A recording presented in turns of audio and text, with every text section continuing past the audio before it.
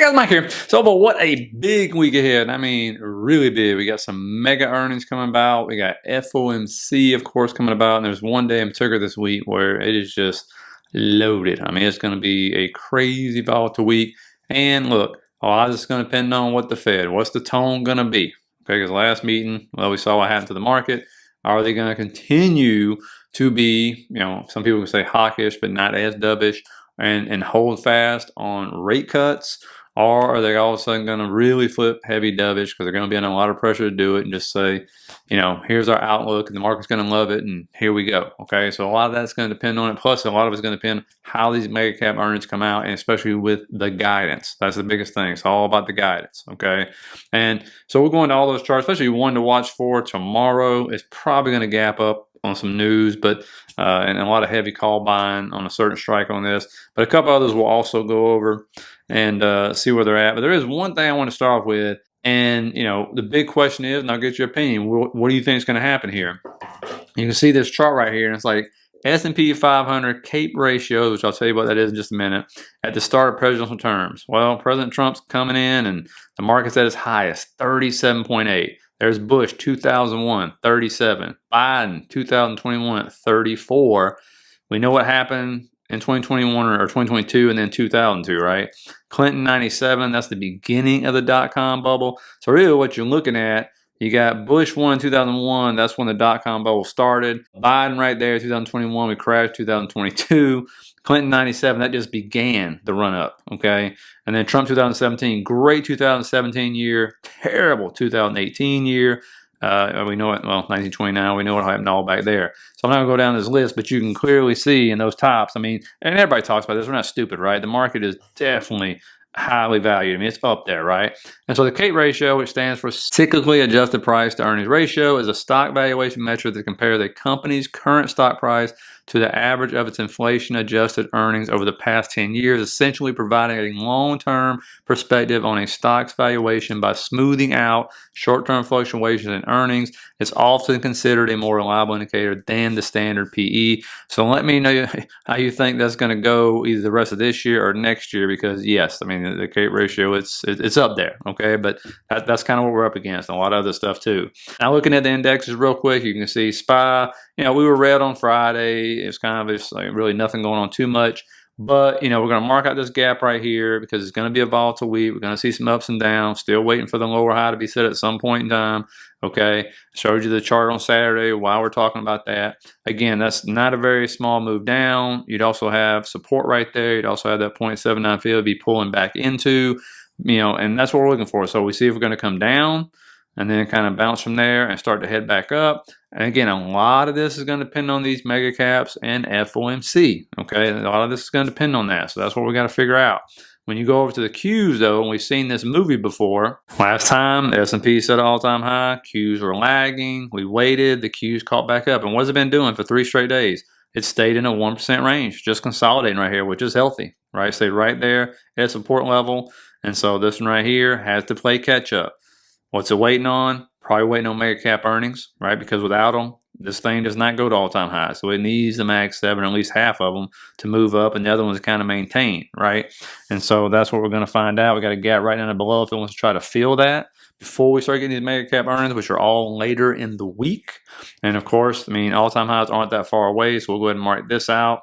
And we know how fast it can get there. It caught up last time. This is what we waited on, and it dragged a little bit, but it finally caught back up. Now you go over to IWM, which to me looks, out of all the charts, I actually like this one probably the best. You can see, what are we doing? It's really following the levels and the trend lines. I said that was going to be resistance. That's why I kept it there. Boom. That's where we got rejected at. And so what do you got? You got 4 days, just consolidation, which is what you want to see, right? Right there above that level it's supposed to hold, right there at the golden pocket level. So it's following it well. We hadn't quite mitigated this entire daily fair value gap right here. But I told you, I said when it gets up in here, it's going to slow down. That's normal. And that is what has happened. It's digested an enormous move. The 10-year started to pop, started to stair step back up. So no surprise there, right? It's a big soap opera, it seems like. But if it can get above that trend line, once it mitigates that daily fair value gap, I think this thing's going to fly up here at around 330, 450, right there where resistance and also 0.79 fib is.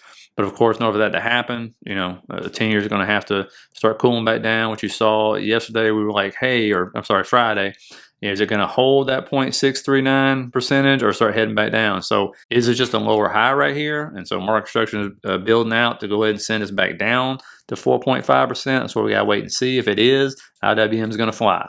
And a lot of small caps and risk assets. Now, Oracle, watch the 200 call strike February 21st. A lot of volume came in on this one. Remember, they always know, guys. And then, of course, we got this news over the weekend. Why? White House in talks to have Oracle and other U.S. investors take over TikTok. Oracle had already been moving up on other news. And so here it is again. That's all-time high, not very far away. That's why they're picking the 200 strike, because that was the previous all-time high. And so this one is probably going to gap up over. Again, it could be a sell news event, but most likely it's going to gap up over. And this one clearly, when you see the trend from the bottom of the 2022 crash, has been a great performer right there. And so this is market structure, right? I discussed this Saturday.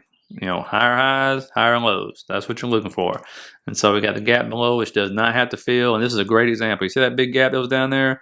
It came down and did not fill that gap as you bounce. And sometimes you'll see those kind of gaps used as actual support, because in the extended trading hours, most likely it is probably a fair value gap right there, something we should react off of. But you can see they don't always have to fill. There we filled, there we filled, there it took a while to fill.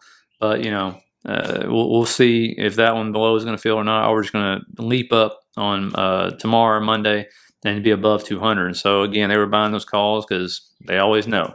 Now, Shop's been very quiet. I hadn't talked about it, heard anybody talking about this one. It's just been stuck, right? Between like 109 to 120. And you can see with the market structure what it's been doing, right? So lower highs and lower lows. It never filled this gap, which, it took this long and it still never filled that gap. As you can see, clearly, if it gets above, because this is one of those ones when it gets to moving, it can move. And so if it breaks that trend line right there, I think it's obviously going to fly back up to around 120 to challenge that all-time high. But looking at it right now, all it's doing is setting lower highs and lower lows, okay, since December. And so that's something we'll watch out for on this one if that continues to happen. Obviously, expect the gap to fill. They don't have earnings for quite a few weeks. I think it's like 3 or 4 weeks out. But this is one that's just been very quiet, and it's really a momentum play, right? This is a momentum type of stock. When the momentum shifts down or up, especially up, like it gets to moving. And so when you pull up all the momentum indicators, your MACD, RSI, stochastic RSI, and look at it on a daily and weekly, you can see right there, bullish MACD cross right there on the daily. Stochastic is right at 50, needs to get above it. RSI is above the moving average, above the 50. But when you look at the weekly, still got to get this cross up on the stochastic right there. RSI needs to get above that moving average. That's when you get your nice moves. So on lower time frame daily, looks good. Weekly, still kind of waiting for a move right there. And it could be waiting for earnings. That's really the big thing, because it's weird. When you look at Amazon is doing the opposite. Amazon, 3 straight days set new all-time highs, right? It's had a nice move up from 215 area. So, and sometimes these move in unison. This ain't one of them. So if Amazon keeps going, look for 245 to be the first level to hit up there. This is another one. It's just waiting on market structure, waiting on a lower high to see where it's going to set. If it's going to continue to move up, like you see right here. But you see it gets on these runs, right? But eventually it will come down. And when that lower high settles out, again, where's the trend? The trend is up. That trend line right there has held since August of 2024. And so it continues to hold. But for some reason, Shop is just lagging right now. So we'll see if it's going to catch up or not. And we'll see if Amazon is going to continue to fire on all cylinders. This is why it's consolidated really the last 3 days after incrementally setting small new all-time highs for the last 3 days. AVGO, this is clearly what's happening in semiconductors, right? AVGO and 2 others have kind of taken over from NVIDIA's spot right now currently. Great breakout, great retest of not only a support, also that trend line to go. Still hadn't got through 251.86. Once it gets through that, you're talking about price discovery, right? See if this thing can fly. But when we look over here, and we'll pull up some momentum on this one right here, it's okay. You see the dailies up there where you want it to be, right? Weekly, starting to cross back up. So that's a good one. So, look for this one. Obviously, continue to move. That weekly fair value gap right there, I think, will come into play maybe later on. We'll see if we get a big move down. Obviously, it's coming into play a lot earlier than I thought it would. But, when you look at this right here, it's not like a huge amount of momentum right now because it's been in that same area for like 4 or 5 weeks right there. There's the weekly chart, as you can see. But it's not just this one. When you go over to ARM's another one. ARM hadn't even hit all-time highs. A lot of people think it has not. Had a huge move up on some news, came back down, trying to hold that 162 area, but that is previous all-time highs right there at 188. And so, this one hadn't even got up there. So it's kind of like you see semiconductors are moving, but you see AVGO hadn't reached all-time high yet. Neither is ARM, but they're getting plenty of inflows into them, right? Unlike NVIDIA, which we'll talk about in a second. And so we'll see just if it's going to hold this area to start to move back up. You can see it got a bullish MACD cross on the weekly, which is a higher time frame right there. And last time it got one, because it hadn't been around that long. Nice, really nice move up. And so we'll see if this is going to continue. The other one, of course, is Taiwan Semiconductors, right? The one that makes all the chips for these people. And you can see it's stuck at 1.618, but it is at all-time high again. Okay, so it's setting multiple over the last couple weeks. This is a weekly chart. Got a bullish MACD cross again. Following this trend line, the trend is up, so the trend is your friend, unlike an AMD or something like that. And it's like right now, those three are kind of leading the charge in semiconductors. AMD, NVIDIA taking a back seat right now. And so they're kind of just stuck in these ranges, having these big moves down. And when you look at NVIDIA, you can see large engulfing candle. I mean, what a red day that was. It was up and then it just completely sold down. And so big move down on Friday for this one. Once I think it was like 148 was the high, and it just sold off completely after that. And so unlike the others, momentum's not huge into this one. It's a big name. Did come down and fill this gap right here. And so the big question is, don't be surprised if this one comes back down to, I think it's 140, I believe, is the next level down right there. And so we'll see if this is going to break or not. Just right now, it just isn't really. It had a nice push up for 3 days, right? Consolidated, big engulfing candle. So we'll see if it's going to hold that trend line, see if it's going to hold the golden pocket right now. But that was a nice move up and it just froze, and the rest of them keep getting these inflows and stuff. So you can see where the support's going to be right there at the 50 fib, right there support, right there at the 50 moving average. So if it does come down, right there is where you want to look for this thing to get a nice bounce. Tesla will get rid of this channel because when it broke out of it, came back up, retested, got rejected out of that channel. And it's pretty easy for Tesla. I didn't see any kind of call momentum, nothing over the last really 3 days. Lots of calls being sold, lots of puts being bought, but really calls being sold. And you can see what the support is, that golden pocket, that 50 moving average, right around 383, 394, somewhere in that area. If this breaks down, and so because you can see it broke the previous all-time high, broke the 410 level, which we talked about.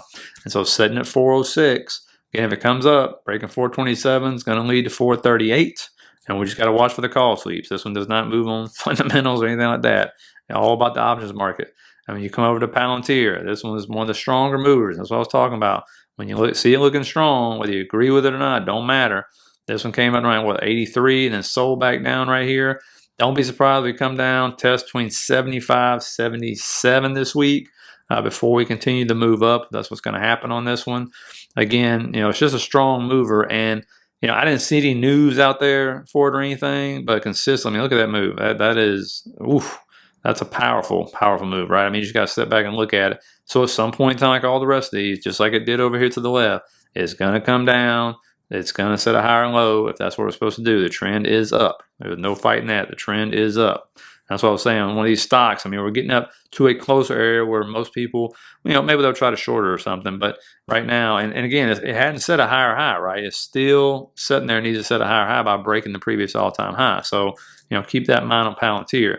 Now, Chinese stocks are obviously super green when American stocks were red. We talked about this last week. Jim Carson talked about this one. All the charts look the same, right? Just sitting down here in major, major discount areas.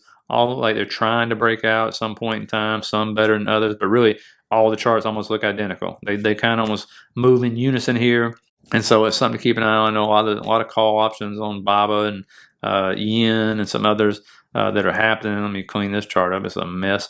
But, and with comes like PDD, for example, that trend line is coming down at the center trend line. That's really the target if this continues up. And a lot of this depends on what President Trump's going to do, right? If he's kind of been backing off these tariffs, and I think that's why you're seeing this. But if he comes out, it's like he did with some other countries this weekend, says, boom, they didn't do what I asked them to do. 20% tariffs, 25% tariffs, these stocks are going to take a major hit, I think, is what's going to happen. I think everybody knows that. It's the only reason they're really running right now. So it's all going to be based on a tweet, unfortunately, this move. And so keep an eye on that one. Another one to watch out for is probably one of the best looking charts. If you're looking at anything to do with some kind of Asian stock, it's going to be FUTU, or however you pronounce that, FUTU or FUTU or whatever it is. But you can see a breakout right here. So this one's been moving. It's another one to watch. Just got to bring them to your attention again. I would never own them, trade them all day long. Now, when it comes to earnings, big week. SoFi on Monday, AT&T, Nucor is going to be another one. Tuesday, Boeing, GM, Lockheed Martin, Royal Caribbean Cruise Lines, RTX. You can put JetBlue on there just for the heck of it. Look at Starbucks. What else we got here? I don't see anything else down at the bottom. Wednesday, going to be looking at, Lending Club. Pay attention to that one because of FinTech. Wednesday, ASML is a big one. Another one's been moving up nicely. Progressive, T-Mobile, ADP. What else we got? General Dynamics right there. And then, look at this right here. Tesla, Meta, Microsoft, all after the bell. We'll throw IBM in there just for the heck of it, and ServiceNow. Then you got UPS on Thursday, MasterCard. Then you got Southwest, and then Caterpillar. After the bell, Apple, Intel, Visa. So that's 3 more big ones. Let's see if Apple can finally pull out of this nosedive here and actually show they can grow their revenues. Friday, we're going to end up with ExxonMobil, Chevron. We'll hear what they got to say about the drill, baby, drill. AbbVie, and then Phillips 66, another oil company. And then we finally got some data this week coming out. Monday's going to be easy. New home sales is all you got. Tuesday, core durable goods, CB consumer confidence, which is after the bell, Richmond Manufacturing Index. Wednesday, crude oil inventories and the Federal Reserve meeting, and what are they going to do? They're going to keep it the same, be hawkish, dovish, all that fun stuff. Thursday, advanced GDP, unemployment claims, pending home sales, and natural gas storage. Natural gas has been breaking out. Friday, core PCE, employment cost index, personal income, personal spending, and Chicago PMI. So buckle up for a fun one this week. Let me know what you're doing. Please hit that like and subscribe button on your way out. Really appreciate that, guys. Think about signing up for the membership. Less than a McDonald's combo, and it's everything you get with it. And I'll see you guys tomorrow.